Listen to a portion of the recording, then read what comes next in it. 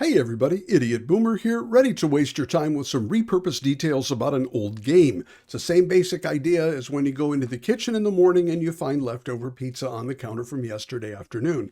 You know you have to try it, but there's no way to know in advance whether that turns out to be a really good decision or not.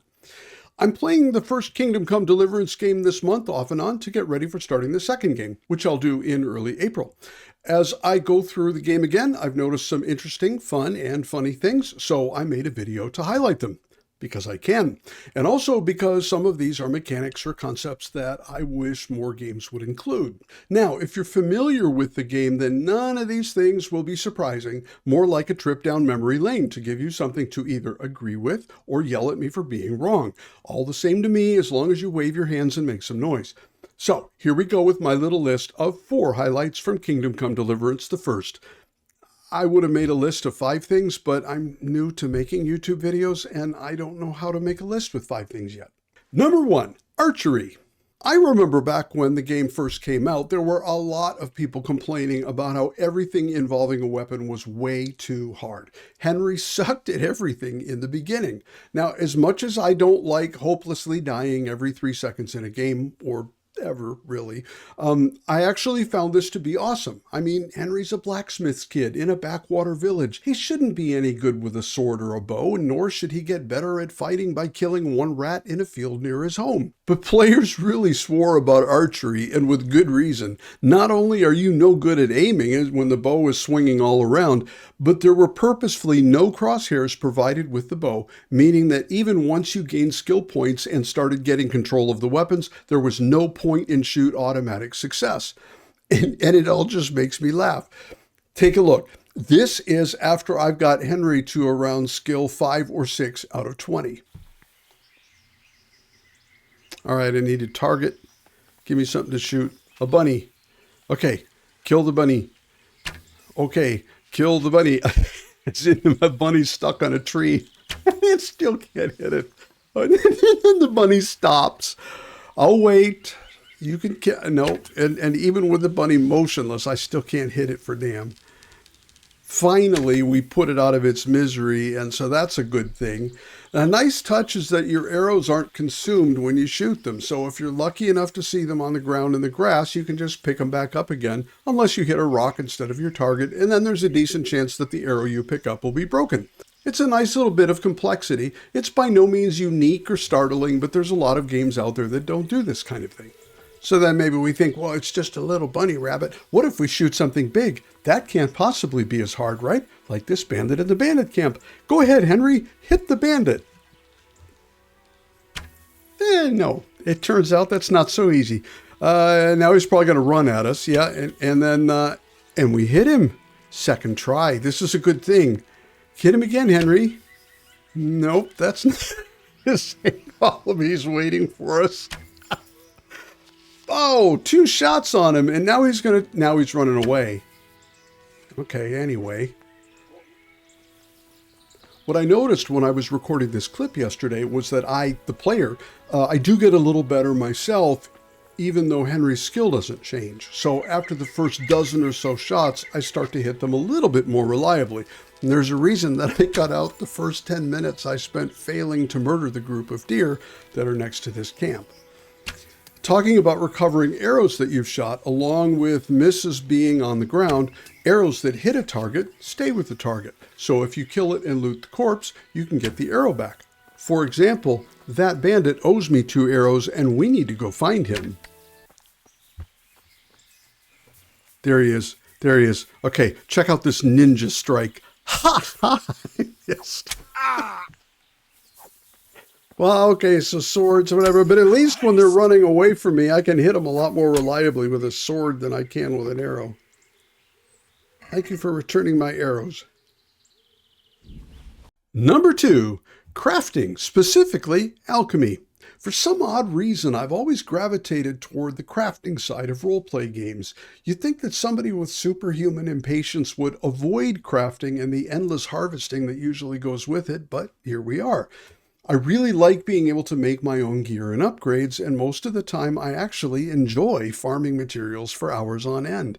And oh my God, crafting system design is just all over the place. Sometimes games use super complex systems that require lots of subcomponents and or failure mitigation to avoid making a stick of slag instead of a mace. Super old game. Vanguard, Saga of Heroes. That was it. It came out as like 2000 something. It was before 2010. It was supposed to be a come back to the feeling when EverQuest was new kind of game. If I remember, this has been a long time. It had a really difficult system that was compounded by some recipes being available before you could actually succeed at making them. And that led to enormous amounts of frustration in the beginning. And the one thing that's stuck in my head now for the rest of my life, thank you so much, Vanguard, is that when your character would fail on one of the actions in the crafting sequence, which for anything other than an easy recipe was fairly often, your character in game would make a noise like this. Yeah. I kid you not. My wife and I still sometimes make that sound to each other after all these years.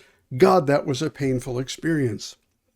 Other times, crafting in games is limited to simply finding resources to make or upgrade something, and then you click on the items that you want to make. Ding, all set. Some games, Starfield for example, make this even easier because if you need to make 20 iron plates or something, and you have the iron in a giant storage container outside, you just select iron plates, choose 20 frozen burritos, please, and ding, there you go. In between these two extremes, delightfully, lies alchemy in Kingdom Come. You can't make any weapons or armor or food since, well, how could Henry have learned to do any of that in Skalitz as a peasant boy, right?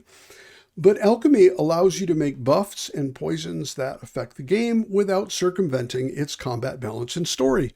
And more importantly for me, the game lets you make savior schnapps, and my God, do I need a lot of those since I am allergic to in-game death. Dying in a game and having to replay a bunch of stuff over again, especially more than once, that bothers me a whole lot more than real life dying. I tell you, when I die in reality, I am going to be so pissed off if I have to respawn and try to fix all the dumb shit I did since whenever the last time was that God remembered to save my game.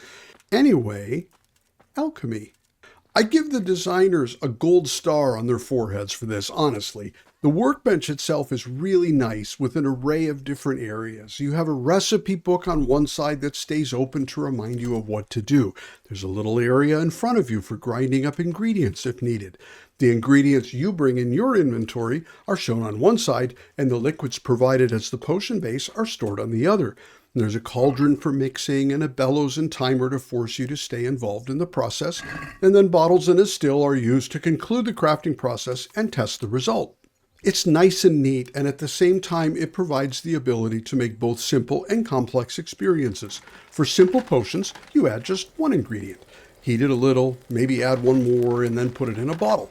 The same workbench can also provide for extra complexity by adding extra ingredients and steps. For Savior Schnapps, you have to put in 1 unit of nettles and boil for 2 turns, and then grind up the 2 belladonna units and then add them and boil for 1 more turn before bottling. And if you don't follow a recipe correctly in both ingredients and the creation sequence, you create a failure and you lose the ingredients. If you pay attention, it's not too hard to do the right things. And if you don't pay attention, it gently hits your knuckles with a ruler, says lol, and lets you go. And if you're going to make several of the same recipes, it's easy to get into a rhythm where you complete things smoothly without a lot of wasted time. But there's still some time required, so there's a difference between the time to buy the final product from a trader versus doing it yourself. So for me, I really like the idea that you have to do at least a little bit of work that feels meaningful in order to create something without going completely overboard and spending an hour just to make a pair of socks. Number 3, traders that let you trade if you're in a hurry. Especially if you play a lot of RPGs of almost any kind, you've probably noticed that many NPC vendors always activate with a little speech. "How, a customer and a noble-looking one too. What is it I can get for you, strangely familiar stranger?" Even though you've seen them 200 times. And then you get the trade interface. Now, I think this is actually fun, and Kingdom Come does this too, of course. Here's an example. and get a move on, because you really don't smell good. God be with you. The occasional variety in the opening script for cleanliness, status, and so on, it's a nice touch. But here's the part that I like. Let's say that I complete the transaction, exit the vendor, and then realize, oh dear, I forgot something, I need to go back in. So in KCD 1, this is what happens. That is so delightful. When you've just recently interacted with an NPC, you don't get the intro speech. You go right into the trade interface, and I am so grateful. After several decades of playing these games and realizing I have to go back for the 4th time to that NPC, and for the 4th time, I get this unavoidable, uninterruptible, oh, a customer and a noble-looking one too. What is it I can get for you, you impatient and neurodivergent stranger? Sometimes it's been tempting to just quit the game and move on to something new. So thank you, Kingdom Come. Number 3.5, extra bonus content for free. Hi, I can't help but notice that you're actually watching more than the first 30 seconds of this video. And while that puzzles me, it seems like a good time to see if you're watching because you actually like this nonsense, or if someone is threatening or otherwise forcing you to sit and watch my content as some sort of punishment. And if you like this and you aren't subscribed to my channel, then if you do subscribe, you are more likely to find my next video. YouTube's algorithm for distributing my videos is really fascinating to watch, but it's more the kind of fascinating that comes from watching a really drunk person struggling to stand up again after falling down in a heap or something. Number 4, the cheerful punching bag. This isn't really a game mechanic. It's just one of those things where sometimes I look at a game and I think, oh, what if this were actually happening in real life with real people? And then it makes me laugh. Captain Bernard is kind of a weird character if you take the game's writing literally. In story mode, he's consistent, he's well written, and he makes a lot of sense. He starts out not liking Henry because he's common, and as Bernard sees it, he's a normal, useless peasant. Henry also fails to be respectful sometimes, which pisses him off. And then Henry gets extra chances from the nobles that Bernard doesn't think he deserves. And so again, he's totally willing to share his negativity about it. But then he's also written in as Henry's personal trainer, and his script for that doesn't match the rest of the story at all. So Henry goes up for training, and Bernard very neutrally and conversationally gets himself up. I'd like to train a bit. Right. Let's get to it. I'll try the mace, the armor smasher. Right, lad. And then they go at it. Since Henry is a good student, though Bernard would never admit that off the training field, Henry eventually hits Bernard hard enough and often enough that his teacher loses the fight and abruptly stops the lesson and goes back to his post.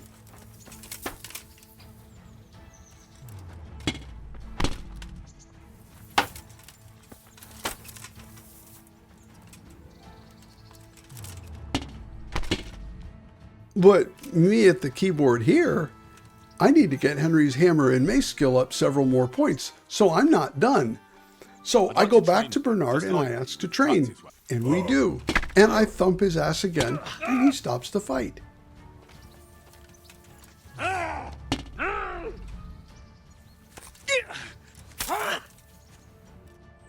So I go back to Bernard again and ask him to train, and we do. Jesus Christ! And now he's got little cartoon birdies flying in a circle around his head as he walks back to his post. And after a while, I see that his face is all scuffed and beat up.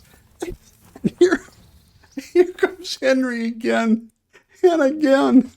Hey, Mr. Bernard, I'm still feeling really good. Can I train in mace again? And every damn time, Bernard just shrugs, even though his eyes are rotating in different directions in his eye sockets. And he goes, sure, why not? Go grab your wooden club and you can hammer on my sad self again, I guess.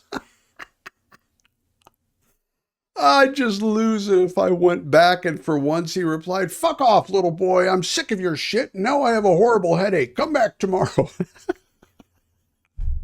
Yeah. Anyway, there we have it. As always, thank you so much for watching to the end, you magnificent champion. Let's do this again sometime, okay? I'll make another video. See you soon.